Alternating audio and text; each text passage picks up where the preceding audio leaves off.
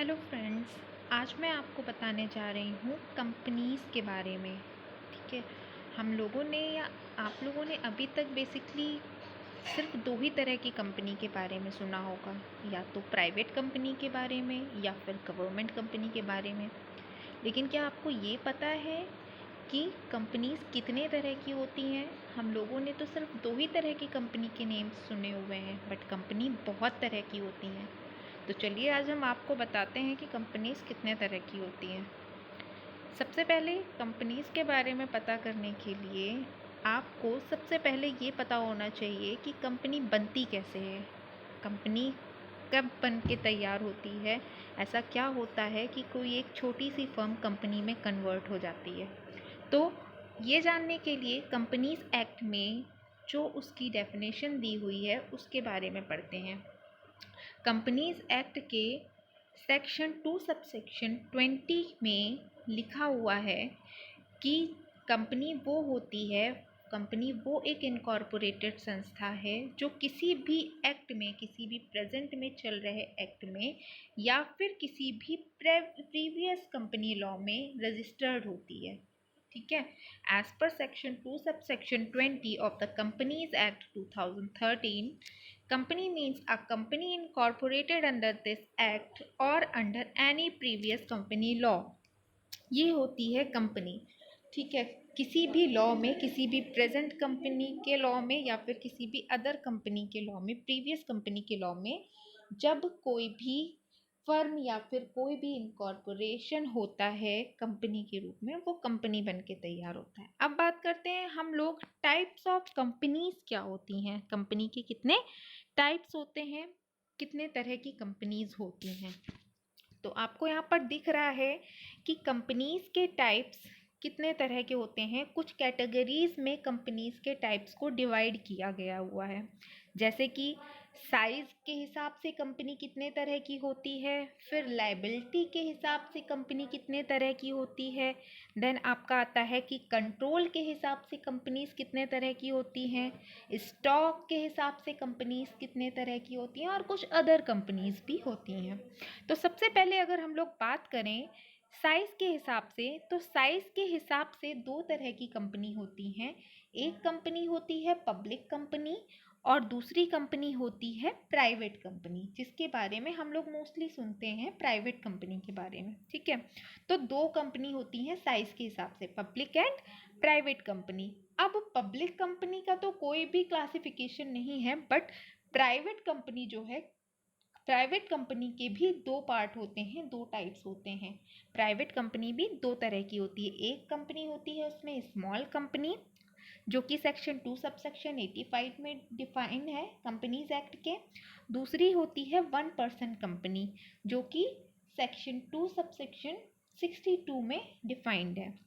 अब ये जो दो कंपनीज होती हैं, जिसमें से आपकी जो 1% कंपनी है, ये कंपनी पहले नहीं हुआ करती थी। जो हमारा प्रीवियस एक्ट है उस एक्ट में ये कंपनी नहीं हुआ करती थी, लेकिन अब जो हमारा करंट एक्ट है, जो कि हमारा कंपनीज एक्ट 2013 है, उसमें ये एक नया एडिशन आया कि 1% कंपनी भी बनाई गई, जिसका सिर्फ एक मेंबर होता है, सिर्फ एक सदस्य होता है। इसका क्या रीज़न था बनाने का, वो हम लोग आगे पढ़ेंगे। तब तक पहले हम लोग कंपनीज के बारे में समझ लेते हैं। फिर दूसरा आता है हमारा कंपनी का classification on the basis of liability. Liability के हिसाब पे, लाइबिलिटी के बेस पर किस तरह से कंपनी को हम लोग क्लासिफाई करते हैं, टाइप्स में कन्वर्ट करते हैं। तो ये जो होता है, ये होता है लिमिटेड बाय शेयर्स। पहली इसमें जो होती है वो होती है लिमिटेड बाय शेयर्स, जो कि सेक्शन 2 सबसेक्शन 20 में डिफाइंड है। दूसरी होती है लिमिटेड बाय गारंटी, जो कि सेक्शन 2 सबसेक्शन 21 में डिफाइंड है। तीसरी है हमारी अनलिमिटेड कंपनी। अनलिमिटेड कंपनी जो होती है, इसी को ही हम लोग अनलिस्टेड कंपनी भी बोलते हैं। ठीक है, जो कि आपकी स्टॉक में भी आ जाती है। तो अनलिमिटेड कंपनी भी आपकी एक लाइबिलिटी के हिसाब से कंपनी होती है। ठीक है, अब कंपनी लिमिटेड बाय लाइबिलिटी जो होती है, उसमें लिमिटेड बाय शेयर्स क्या होती है, ऐसी कंपनी जिसकी जो लाइबिलिटी है वो सिर्फ और सिर्फ शेयर्स तक लिमिटेड है। मतलब वहाँ पर जो भी आपका मेंबर होगा उसने जितने के शेयर्स परचेज किए होंगे उसकी लाइबिलिटी सिर्फ वहीं तक ही सीमित होगी। दूसरी कंपनी है हमारी लिमिटेड बाय गारंटी। इसमें क्या होता है, इसमें जो भी हमारा शेयर, जो भी हमारी जिसने भी गारंटी दी होगी उस कंपनी में, उसकी जो लाइबिलिटी होगी वो सिर्फ उसकी दी हुई गारंटी तक ही सीमित होगी। इसके बाद बात करते हैं, हमारा जो नेक्स्ट क्लासिफिकेशन है वो आ जाता है हमारा on the basis of control. Control के हिसाब से कंपनीज कितने तरह की होती हैं। तो बेसिकली कंट्रोल के हिसाब से जो कंपनी होती हैं वो 3 तरह की होती हैं। एक होती है होल्डिंग कंपनी जो कि सेक्शन 2 सबसेक्शन 46 में डिफाइंड है। दूसरी होती है सब्सिडरी कंपनी जो कि सेक्शन 2 सबसेक्शन 87 में डिफाइन है। एंड थर्ड होती है आपकी एसोसिएट कंपनी जो कि सेक्शन 2 सबसेक्शन 6 में डिफाइंड है। तो पहले अगर हम लोग बात करें होल्डिंग कंपनी क्या होती है, जैसा कि आप लोग देख रहे हैं on the basis of control बात की जा रही है, कंट्रोल के बेस पे कंपनी को क्लासिफाई किया गया है। तो कंट्रोल किसके ऊपर है। होल्डिंग कंपनी क्या होती है, जब भी कोई कंपनी किसी अदर सिक कंपनी को होल्ड कर लेती है, ठीक है, उसके जितने भी रूल्स मतलब जितने भी डिसीजंस होते हैं वो खुद मेक करती है, सबको सारा काम अपने अंडर में देखती है, वो होती है हमारी होल्डिंग कंपनी जो किसी अदर कंपनी को होल्ड कर लेती है। मोर देन 50% शेयर्स को अगर वो होल्ड कर लेती है तो वो हमारी हो जाती है होल्डिंग कंपनी। वहीं अगर हम लोग सब्सिडरी कंपनी की बात करें तो होल्डिंग कंपनी जिस कंपनी को होल्ड करती है, जो जिस कंपनी को होल्ड कर रही है वो कंपनी हमारी सब्सिडरी कंपनी होती है। ठीक है, holding company more than 50% shares hold करती है सब्सिडरी कंपनी के। वहीं बात करते हैं हम लोग एसोसिएट कंपनी के। एसोसिएट कंपनी वो कंपनी होती है जिसमें ये थोड़ी सी आपकी होल्डिंग कंपनी से सिमिलर होती है, बट होल्डिंग कंपनी में क्या होता है, होल्डिंग कंपनी में 50% ही शेयर्स आपके होल्ड किए जा रहे हैं, मोर देन 50% शेयर होल्ड किए जा रहे हैं। लेकिन एसोसिएट कंपनी में आपके 20% शेयर्स को होल्ड किया जाता है। 20 से लेकर 50% तक के बीच के शेयर्स को more than 20% and less than 50% share hold करती है अगर कोई भी कंपनी, तो वो हो जाती है आपकी एसोसिएट कंपनी। ये थे आपकी कंपनी का type on the basis of control. अब आते हैं हम लोग यहाँ पर स्टॉक के बेस पे, on the basis of stock. Stock के हिसाब से जो आपकी कंपनी होती है वो 2 तरह की होती है, एक होती है आपकी लिस्टेड कंपनी और दूसरी होती है अनलिस्टेड कंपनी। लिस्टेड कंपनी को सेक्शन 2 सबसेक्शन 52 में डिफाइन किया गया है और अनलिस्टेड कंपनी को सेक्शन 2 सबसेक्शन 92 में डिफाइन किया गया है। अब लिस्टेड कंपनी की बात करें तो आप लोगों ने स्टॉक एक्सचेंज का तो नाम सुना ही होगा। तो जिन कंपनीज का जिन कंपनी का रजिस्ट्रेशन स्टॉक एक्सचेंज की लिस्ट में होता है वो जो कंपनी होती हैं वो हमारी लिस्टेड कंपनी होती हैं, और जिनका नहीं होता है वो हमारी अनलिस्टेड कंपनी होती हैं। अब वहीं बात करते हैं हम लोग अदर कंपनीज की। अदर कंपनीज क्या होती हैं, अदर कंपनीज में और बाकी कंपनीज आ जाती हैं जैसे कि गवर्नमेंट कंपनी, ठीक है, foreign company, company not for profit, dormant company. अब पहले हम लोग अगर बात करें गवर्नमेंट कंपनी की तो सेक्शन 2 सबसेक्शन 45 जो होता है वो गवर्नमेंट कंपनी का होता है, एंड जो डेफिनेशन है गवर्नमेंट कंपनी की वो सेक्शन 2 सबसेक्शन 45 है। जैसे कि हम लोगों ने अभी होल्डिंग कंपनी में पढ़ा था कि मोर देन 50% शेयर्स जो होल्ड करता है वो होल्डिंग कंपनी होती है।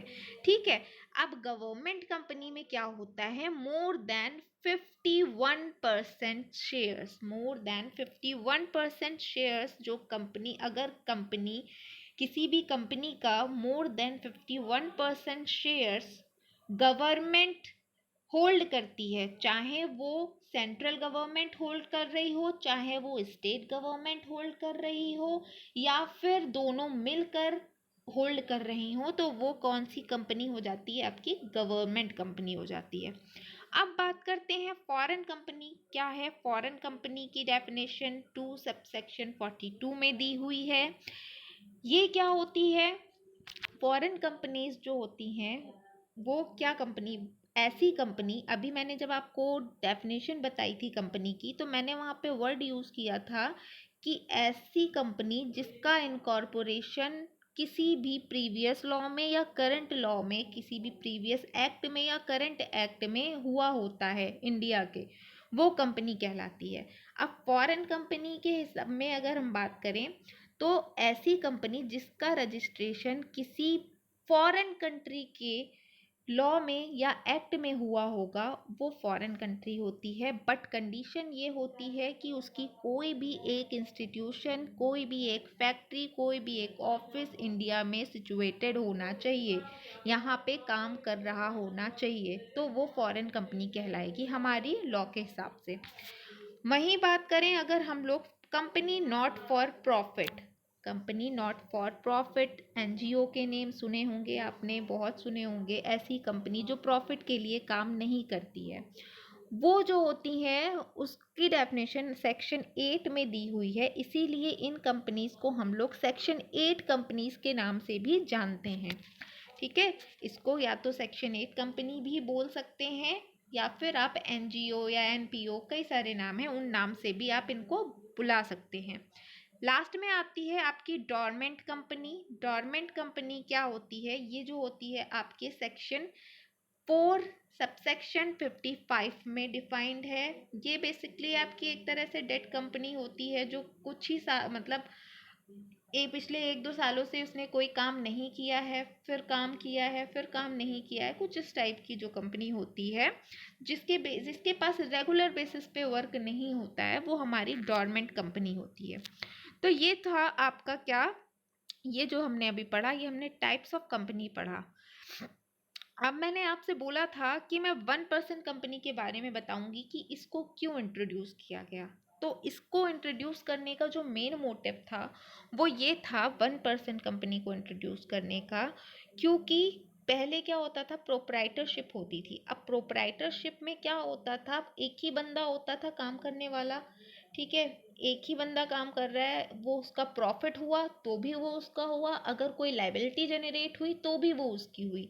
तो जो भी लाइबिलिटी जनरेट होती थी, तो कभी कभी जब ज़्यादा लाइबिलिटी जनरेट हो जाती थी तो उसको पूरा करने के लिए उसकी जो भी पर्सनल एसेट्स थी वो तक बिक जाया करती थी, जिससे उसको काफ़ी नुकसान होता था और काफ़ी उसको मेंटल प्रेशर भी पड़ता था। तो इन्हीं सारी सिचुएशंस को देखते हुए एक ऐसी कंपनी फॉर्म की गई जिसमें उसका काम, उसकी कैपिटल सब कुछ उतना ही हो, लेकिन जो है उसकी जो लाइबिलिटी है वो अनलिमिटेड ना होकर लिमिटेड हो जाए। अनलिमिटेड लाइबिलिटी होगी तो हमारी पर्सनल प्रॉपर्टीज भी बिक जाएंगी अगर कंपनी लॉस में चली गई तो।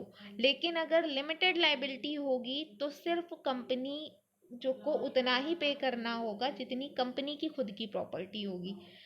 जो पर्सन होगा, जो चलाने वाला है कंपनी, उसकी पर्सनल प्रॉपर्टी से कुछ भी नहीं जाएगा। क्यों? क्योंकि हमने पढ़ा है, आप लोगों ने बीएसटी में पढ़ा होगा कि कंपनी और ओनर जो होता है, कंपनी को बनाने वाला जो होता है, उसके जो लाइबिलिटी होती है वो अलग अलग होती हैं। ठीक है, मतलब कंपनी को हम लोग क्या बोलते हैं, सेपरेट लीगल एंटिटी बोलते हैं। उसकी जो अपनी एंटिटी है वो सेपरेट होती है उसके ओनर से। ठीक, तो ये था हमारा टाइप्स ऑफ कंपनी और कुछ थोड़ी बहुत कंपनी के बारे में नॉलेज आपको जो मैंने प्रोवाइड कराई। अगर अच्छी लगी हो तो प्लीज़ वीडियो को लाइक करिएगा और चैनल को प्लीज़ सब्सक्राइब करिएगा प्लीज़। Okay, thank you.